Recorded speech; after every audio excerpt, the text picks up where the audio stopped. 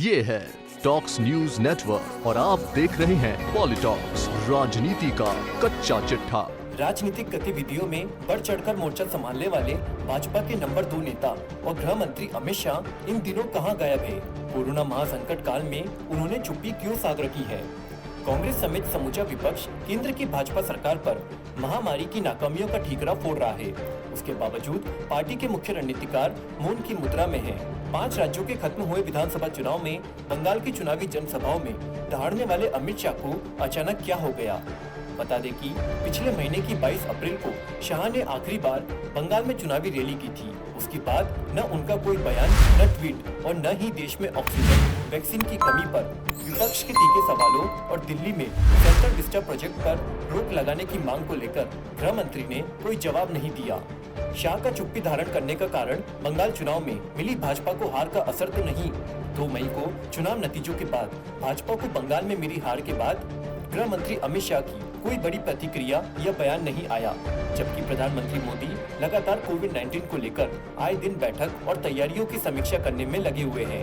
इस बीच पीएम ने कई भाजपा नेताओं के साथ लंबी मंत्रणा भी की। इस दौरान अमित शाह प्रधानमंत्री मोदी के साथ भी नहीं दिखाई दिए।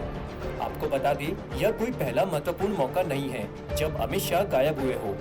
वर्ष 2019 में हुए महाराष्ट्र विधानसभा चुनाव के बाद शाह का कई दिनों बाद बयान आया था। महाराष्ट्र विधानसभा चुनाव से पहले उद्धव ठाकरे के अमित शाह के साथ हुई बंद कमरे में हुई बैठक में क्या क्या बातें हुई, उस पर भी मौन नजर आए। जबकि उस दौरान उद्धव ठाकरे लगातार अमित शाह पर 6 महीने भाजपा और शिवसेना का महाराष्ट्र में मुख्यमंत्री रहेगा आरोप लगाते रहे। इस पर भी गृह मंत्री अमित शाह महीनों खामोश रहे।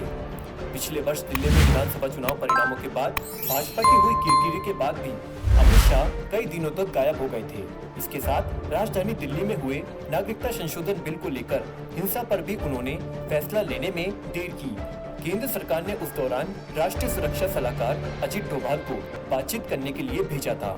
वैसे चर्चा यह भी है कि पीएम मोदी बंगाल में मिली हार के बाद भाजपा के चुनावी प्रबंध और रणनीतिकारों से खुश नहीं है।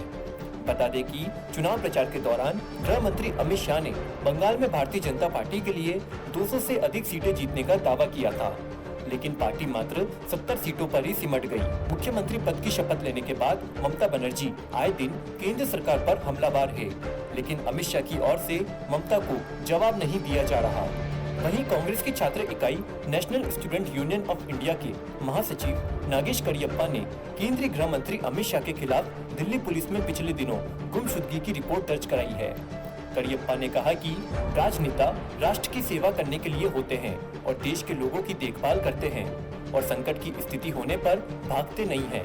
अब प्रधानमंत्री मोदी के बाद सरकार में दूसरा सबसे महत्वपूर्ण व्यक्ति महामारी के दौरान गायब है। कांग्रेस की इस इकाई की ओर से कहा गया कि हम सभी इस विनाशकारी महामारी से पीड़ित हैं और हमें अपने नागरिकों का समर्थन करने और उनके कार्यों के लिए जवाबदेह होने के लिए एक सरकार की आवश्यकता है। करियप्पा ने अमित शाह से सवाल किया कि आप देश के गृह मंत्री हैं या केवल बीजेपी के। उन्होंने कहा कि हम कोरोना काल में लोगों को हो रही परेशानियों को समझते हैं और वर्तमान सरकार और उसके शीर्ष नेताओं के गायब होने पर एनएसयूआई ने एक लापता शिकायत दर्ज कराई है। हम उम्मीद करते हैं कि देश के गृह मंत्री जल्द ही ढूंढ लिए जाएंगे, जिसके बाद वह अपने कर्तव्य का निर्वहन करेंगे। इसके साथ ही सोशल मीडिया पर भी अमित शाह के कोरोना संकट काल में इतने दिनों तक चुप्पी बनाए रखने पर तरह तरह के सवाल उठाए जा रहे हैं। दूसरी ओर संकटकालीन समय में प्रधानमंत्री मोदी अमित शाह के बिना डटे हुए हैं। ऐसे में पॉलिटॉक्स के विचार यह है कि भाजपा के चाणक्य कहे जाने वाले अमित शाह जैसे विरोधियों और चुनाव मैदानों में गरजते रहे हैं, वैसे ही इस वैश्विक महामारी को लेकर वह कोई आक्रामक नीति अपनाते तो इस वैश्विक महामारी से निपटने में ज्यादा भी कुछ नहीं तो देशवासियों का मनोबल तो बढ़ता ही। पॉलिटॉक्स ब्यूरो, दिल्ली। ये है टॉक्स न्यूज नेटवर्क और आप देख रहे हैं पॉलिटॉक्स, राजनीति का कच्चा चिट्ठा।